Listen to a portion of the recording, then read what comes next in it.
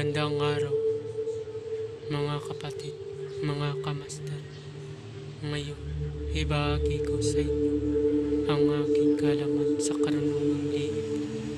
Narito, pangkuwintas sa na Espiritu. Shout out sa channel Child of God. Subscribe kayo dyan. Ngayon, kung bago ka pa lamang napadpad sa aking channel, huwag kalimutan mag-subscribe and click the bell icon para laging update sa mga bagong video. Maraming salamat.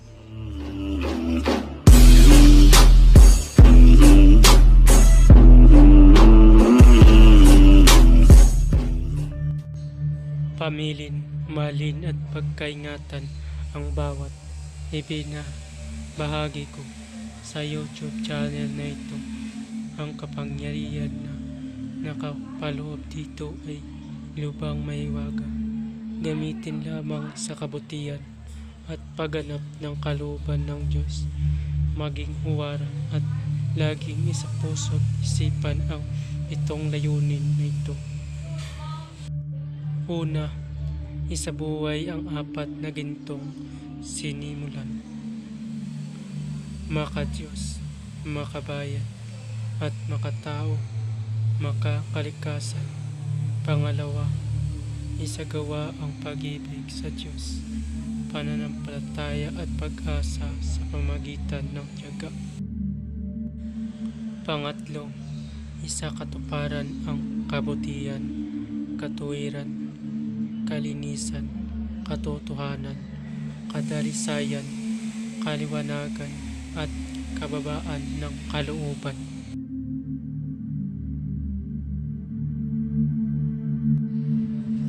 Pangapat, ipalaganap ang pagkakaisa, pagmamahalan,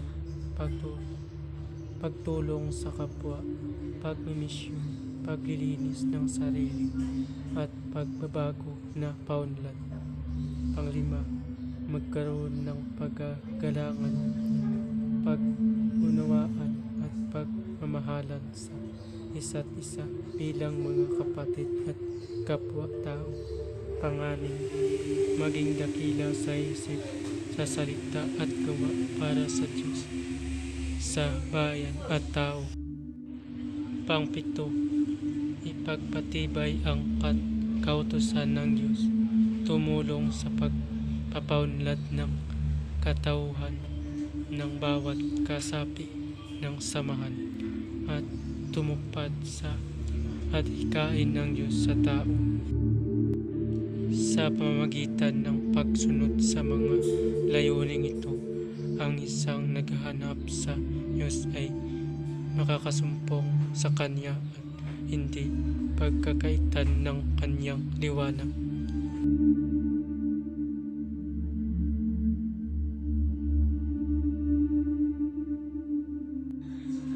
Pamamaraan, ang paggamit ng orasyong ito ay kailangan mataas ang iyong kaalaman pagdating sa spiritual dahil isang mataas na uri mo ang orasyon ito, kaya kailangan i-active mo muna ng 49 days idugtong sa iyong debosyon.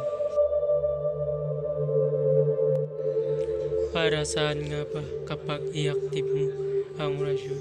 Para po ito sa iyong sarili, dahil kapag na-active mo na ang orasyon ng 49 days, maging mabisa ito na walang patlang at kabisado mo na ang orasyon. Kapag nagkasakit ka, kaya mo gamutin ang iyong sarili. Pero kung natapos mo ang 49 days na walang patlang at hindi mo pa kabisado ang orasyon at ginamit mo kapag nagkasakit ka, hindi mo kaya gamutin ang iyong sarili. Kaya bago gamitin, kailangan kabisaduhin ang orasyon. Ang pag-active ng orasyon ay isa din sa pagpapabisa ng orasyon, lalo lumalakas ang orasyon kung nadebosyonan ng 49 days at madali paganahin kahit mataas pa ito. dahil na-active mo na ito at madali gamitin. Ang paggamit ng orasyon ay kailangan mo muna ng pundo para pagkunan ng lakas kapangyarihan na mapapagana ng orasyon. Ang sinasabi kong pundo ay tulad ng Ama namin, Aba, Ginoong Maria at luwalhati sumasampalataya. Depende sa iyong gagamitin na pundo. Para mapadali ito, pagganahin kung ang iyong gamitin na pundo ay Ama namin, Aba, Ginoong Maria, luwalhati sumasampalataya. Gawin yan ng tag-3 beses.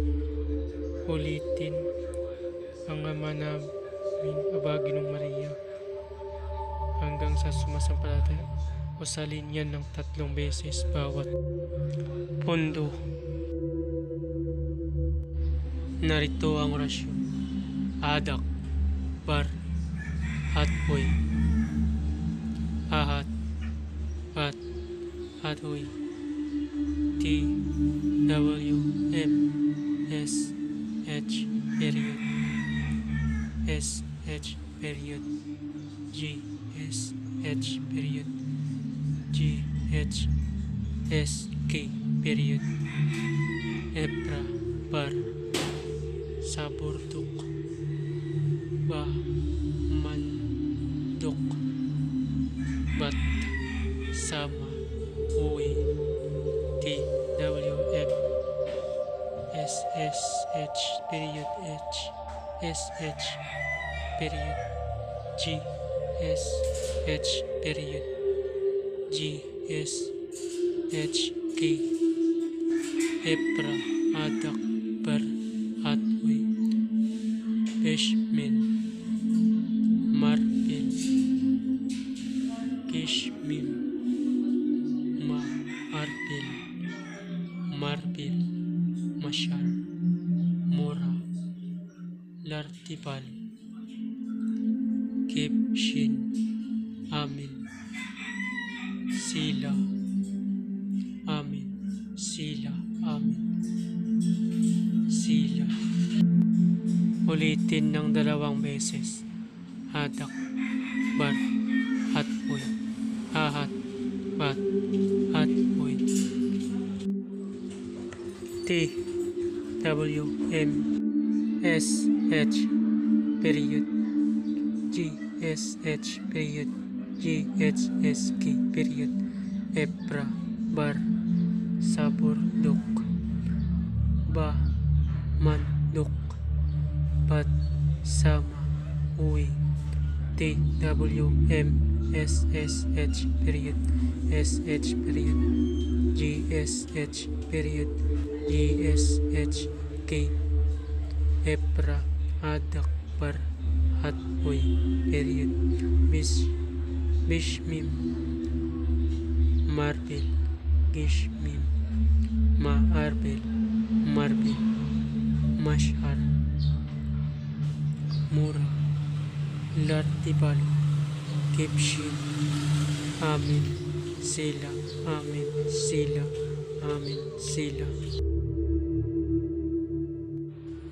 Pamamaraan. Ang paggawa nito ay kumuha ng papel na malinis at hindi pa nagamit at ballpen na hindi pa nagamit, packing tape, pangdikit at isulat ang orasyon na nakapaloob dito.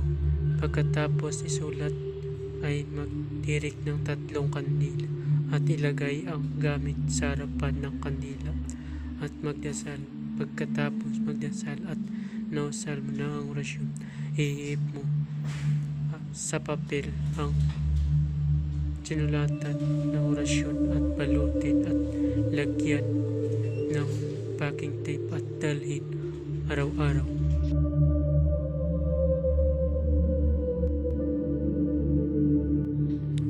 Abala, ang lahat ng mga orasyon na iyong mababasa dito ay lubhang makapangyarihan. Gamitin lamang sa mabuti. Ibinabahagi ko ang mga orasyon na ito para katulong at hindi para makapanakit ng sino. Ang sino man na gamitin ito sa masama ay magkakamit ng walang hanggang paghihirap habang buhay hanggang kamatayan. Maraming salamat. Bago mo matapos mapanood ang videong ito, huwag kalimutan mag-subscribe and click the bell icon para laging update sa mga bagong video. Maraming salamat.